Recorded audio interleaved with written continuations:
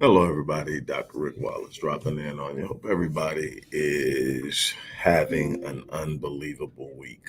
I know it's been challenging for me and the team, but that's because we are striving for the exceptional, the extraordinary. We are aimed at touching and positively impacting the lives of 1 million people today.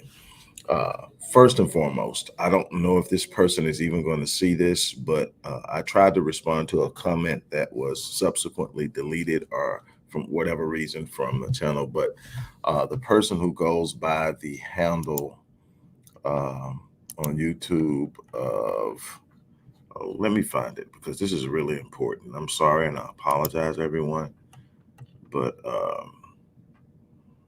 God, Black Onyx TV.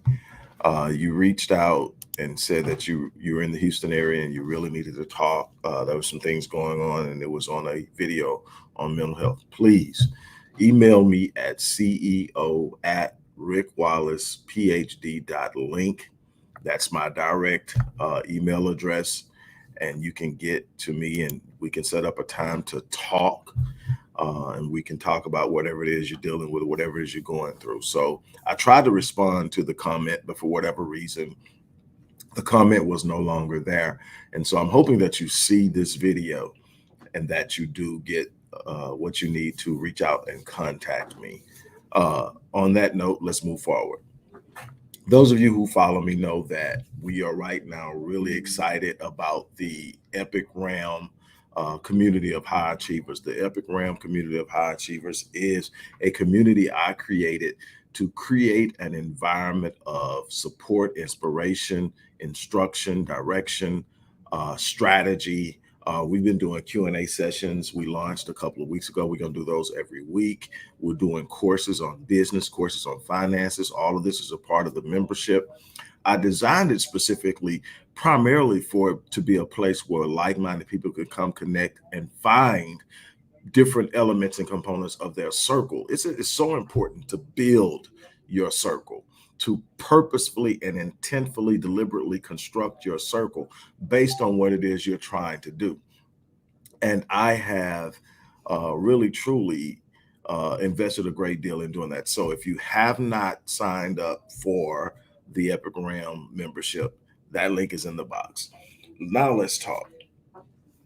One of the things that I think people fail to do is they fail to see the importance of being detail oriented. People have a tendency to look at the big, the more pronounced elements and components of whatever it is they're dealing with. They tend to look at the things that most people will recognize and pay attention to.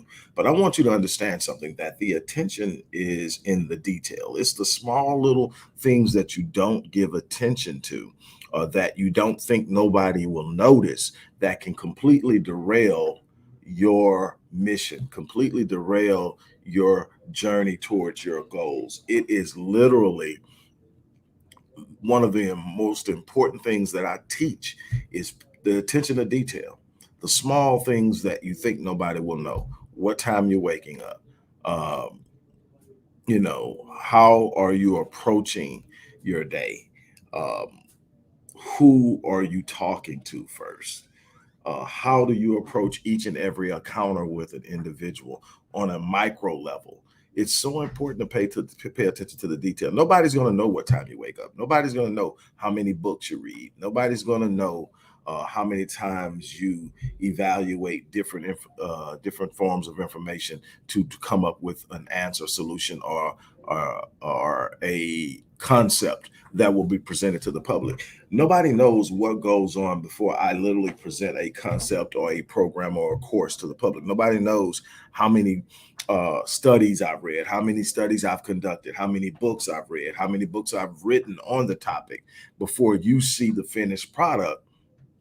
But it's all in the detail. It's the small little, seemingly unimportant elements and components of what it is that you're trying to do that is going to have the most impact on a long-term scale. It's easy to focus on, the people, will people like it? Is it aesthetically uh, pleasing? Does it sound good? The thing is, I see so many people that are out there that are getting all of this body work done, male and female. They're getting all this, but they're getting the outer work done, but they're not working on here. They're not working on what's going on here. And what I can tell you is, if you don't get to a point where you are literally changing the way you think, the way you move, the way you operate, the way you behave, what I can tell you is that what's going on the outside won't matter. The thing is, matter of fact, once you get the things going on here, the things on the outside take a secondary position. They're simply the things that will fall out. There's nothing wrong with having a nice body. There's nothing wrong with doing things to make yourself look better aesthetically. But you'll find that the more you do work here, the more you feel good about who you are here. And then the things that need to change, if you're not living a healthy lifestyle, will automatically change when you do the work here. It's got to start here. It's got to be in the detail, the little minute details of how you think, how you talk, how you speak. Yesterday, I told you about the importance of the system that you operate in. There's a system, and most people can't get what they want because the system is corrupted. The system is made of three primary components: how you speak, how you think and interpret things or understand things, and how you think. So you've got speech, interpretation, and understanding, or perception is probably a more common term that people get: perception and how you think. All of these things impact one another. All these things reinforce the other.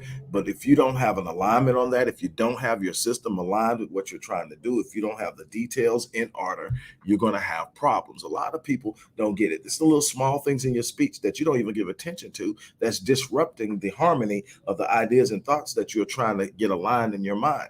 On the conscious level, that's this one thing going on. This is what I want to do. I want to do A, B, C, and D. But on the subconscious level, you've got this program that you're running that's being fed by your self-talk, by your interpretation, and by what you're engaging in. And it's being given prevalence because it's constantly being said, it's constantly being heard, it's constantly being viewed, and it's repeating itself. And it's in diametric opposition to what the things you're saying on a conscious level is. You're saying, I want to improve my finance. I want to improve my relationship. I want to start a business. I want to change my career. I want to be more happy. I want to be more fulfilled. But the problem is that you aren't aligning. Your talk is saying something completely different. You have a desire of a victor, but you're talking like a victim. You have a desire to be financially set, but you're talking like someone who is perpetually broke. This is, again, we're not talking our circumstance. We're not talking our situation.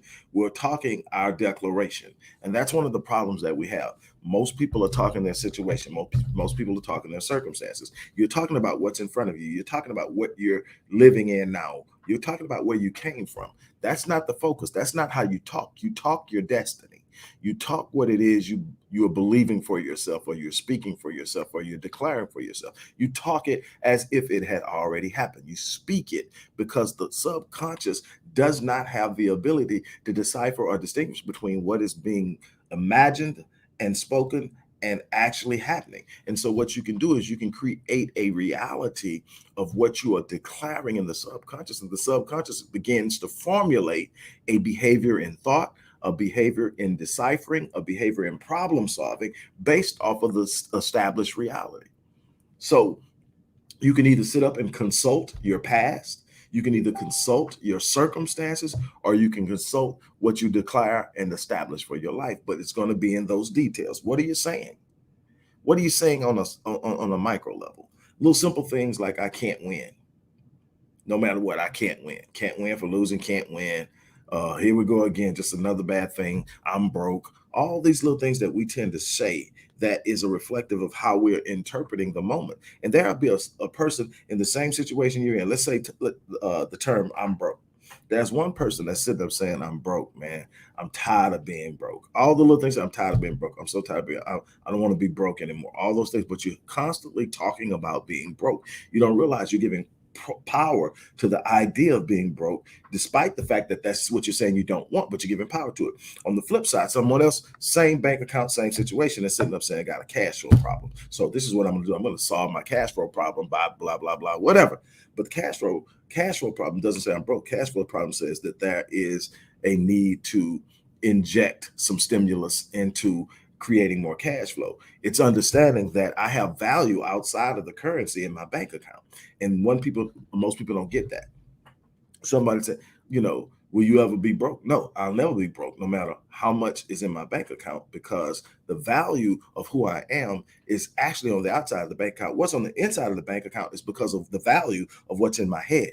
In other words, I can always create something where I can express the value of my knowledge, the value of my experience, the value of my skill set that will produce revenue. So as long as there's something in my mind that can produce revenue, I'm not broke. That may be a cash flow problem, but there's never a situation where I'm broke, because I'm as wealthy as I can think, and I can think in ways unimaginable to produce realities unimaginable. And that's the thing you have to learn. You've got to learn how to scope and create and sculpture your talk, your self-talk, and your thinking based off of an idea that you are immensely and infinitely wealthy based on how you think. The problem is you've locked out the capacity to think beyond the scope of what you've experienced. So because you are constantly consulting your past or constantly consulting your present moment, you're not entertaining the idea of something greater. You're constantly being restricted and reminded, hey man, you were born poor. This is where you've been. This is how it's always been. You never made more than this in your entire life. And now you actually think that you're going to do that, but you got to get out of that. You got to understand that your past does not have the power to confine you unless you acquiesce to it, unless you consistently consult it, unless you give it power to reside in the present. And if it resides in the present, it's going to have an impact on the future. You've got to sit up and actually look at what's in the past, observe what's in the present, and decide if what's in the present is something that you want to give power to. And if it is not, then you consult the future. And that's the beautiful thing about it. You consult the future, and the future can be anything you want it to be, because the future has not yet been lived in the third dimension. So you can sit up and say, the future, I'm going to be a millionaire. The future, I'm going to be a wise investor. In the future, I'm going to spend money wisely. In the future, I'm going to be a money manager. In the future, I'm going to do this. In the future, I'm going to be a business owner, an entrepreneur, a consultant, or whatever it is that's going to produce this thing. You can sit up and say, this I am becoming, I am going to be, I am whatever. But when you start to consult the past, you can only function at the level of what you've already experienced. When you're consulting your condition, situation that you're currently in, you're again living in that moment. And then you're not giving yourself the power to function and move outside of it. You got to pay attention to how you move. You got to pay attention to the details. What are you giving power to in your life? That's the question. What are you giving power to? What is it that you're giving power to? What is it that you're sitting up and giving power to? And the thing is, most people are giving power to their problems. And then on the flip side of things, there are other people who are having the same situation and circumstances and won't even acknowledge them as problems. I heard Quincy Jones once say, I don't have problems, I have puzzles. Well, that's a completely different mindset of how you're focusing and how you're interpreting a situation. If you look at it as a problem, it's a heavy weight. If you look at it as a puzzle, you already know it needs to be solved. So now you're looking for a solution instead of focusing on what? A problem. Same situation, different interpretation. I told you, this system that you function on is speech, how you speak, how you interpret and understand, and how you think. Well, if I'm interpreting and understanding everything as a problem, eventually it gets unbelievable. If the only way you can see yourself is as a hammer, everything you see is going to be a nail. So if the only thing you can see is a person that's burdened by problems, or a person that's in the state of poverty, everything you see is going to be a mechanism of that impoverished state, or it's going to be a mechanism of the inability to create avenues outside of your current condition or career or whatever it is that you're dealing with. You've got to be able to see dynamically. You've got to be able to see fluidly in your ability to move and operate and solve situations. You have everything there is you need in order to do what it is you're going to do. Is it going to be easy? No. But is it possible? Absolutely. It's your responsibility to find the possibilities, to find the opportunities. Where the opportunities don't exist, you create them. You keep moving, you keep fighting, you keep standing, you keep looking, and you build. You find like-minded people who are willing to build. You find people who have done what you have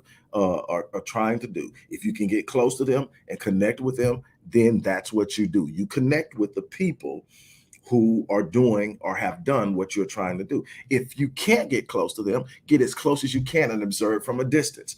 Watch their patterns, watch their speech, watch how they move, watch what they give their time to. What you're going to find is there is that success leaves patterns, success leaves clues. Well, what are some of the clues that success leaves? Well, if you study, you'll find out that most people who are successful are early risers. Doesn't mean that there aren't people who sleep in, but as a general rule, the earlier you get up, the more prepared you are for your day. You're less likely to be in a rush. You're less likely to be frustrated. You're less likely to start your day in a cluster of frustration because you're entering your day in control of your day. Because the earlier you wake up, the more time you have to set your state. And if you're not setting your state in the morning, then you're actually surrendering to the circumstances and the situations of the day. And whatever's going on that morning, if it's not a good thing, then that's going to be a problem.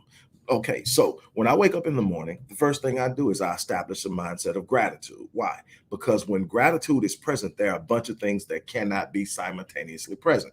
If I'm in a state of gratitude, I cannot be envious, I cannot be hateful, I cannot be angry, I cannot be frustrated, I cannot be fearful, I cannot possess anxiety. Why? Because in a state of gratitude, I am having a heart of thanksgiving. I am having a mindset of thankfulness, and it's acknowledging that there are some things in this life to be grateful for. Now, gratitude is actually the gateway to abundance. Why? Because you have to have the capacity to appreciate what you have before you can be able to accumulate and hold on to more. You cannot sit up and be whining and complaining, pointing out every problem, being pessimistic about everything, and expect a flow of abundance to move into your life. That's not how it works. How does it work? You set the state. You wake up. The first thing I do is I establish gratitude. Before I ever get out of the bed, I establish gratitude. The next thing I establish is power. In establishing power, I acknowledge there are going to be puzzles. There are going to be challenges. There are going to be situations. But I tell myself, no matter what it is, I see it as an illusion. Why?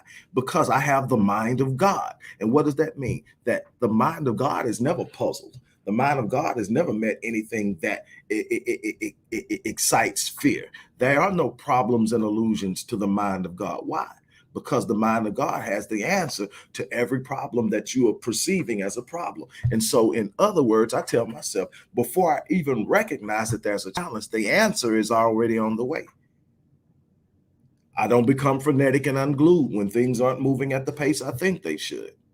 Drives a lot of people crazy because they're losing their mind. We got to have this now. We got to, no, there's never going to be a time when it doesn't arrive. It will arrive, and if it arrives in a manner in which we conceive it to be late, it will come with the reward of for it being late, and it will handle any disruption that you thought it being late created. And so it actually is never late. The longer it takes for the answer to arrive, the more potent and powerful the outcome of having the answer. So I am never frenetic. I am never unglued. I'm never losing my mind. And there are always these pressing moments because I'm always striving for something greater. I am never seeking comfort. I'm seeking greatness. I'm seeking to be better than I was yesterday. I am seeking to be more impactful in this world. And with that comes challenges. With that comes a level of resistance because you are really, truly trying to raise up.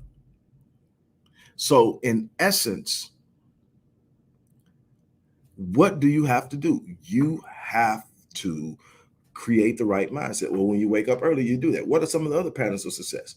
Well, we know that while statistics reveal that only, the average American only reads one book a year, the most successful top 5% performers read a minimum of 4 books a month. 4 books a month. I try to do 2 a week. That's a goal I set years and years and years ago. And you do the math. What does that give you in a year? I've been doing it for years. People say it couldn't be done. And I read that somebody had did it years and years and years before me, John Wesley. And if John Wesley could do it, so could I. And I set out to do it. And the first couple of years was challenging because, again, it's getting into a process of reading and trying to get it out down. But then you get a system, and then you develop different reading techniques that allows you to read and retain at a more rapid pace. And then it just becomes a part of nature. You've got to consume. And guess what happens when I do that? When I do that, I'm reading a minimum of 10 pages of something a day. What does that mean? I never go to bed the same person that woke up. So I'm intentionally growing by choosing what I feed my mind, but I'm feeding my mind every day. And what happens? I expand my mind. So I'm never the person I was before. Guess what happens if I do that every day? 365 days from now, I'm going to be distinctively and decisively better than the person that's sitting before you now. And it's just by a little of the details. Look, I'm going to read 10 pages minimum a day. I'm going to pay attention to my self-talk. I'm going to be aware of my thinking. I cannot express with enough emphasis and severity the importance of managing your mindset. I cannot. A lot of what you're going through, if you're unhappy, if you're miserable, if you're frustrated with your outcomes, is your thinking. Your thinking produces a new perceptive reality. So that now you're filtering everything you see through a different lens. That's why you get people who come from the same background, going through the same situations, ending up with distinctively different outcomes. Perception, the mindset and the lens through which you're viewing life, your paradigm is setting you up.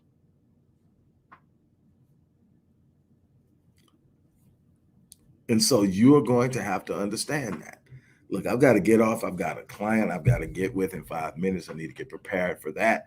But I just wanted to leave you with that. Look, if you haven't joined the Epic Realm community of high achievers, where we're coming together to create an environment of positivity, an environment of empowerment, an environment of inspiration. We're going to have classes weekly. We're going to have Q&A sessions every Saturday so that you can table your concerns, your ideas, the things you're going through. We have a breakout room for mental health, for business ownership, and we're developing more rooms as we go.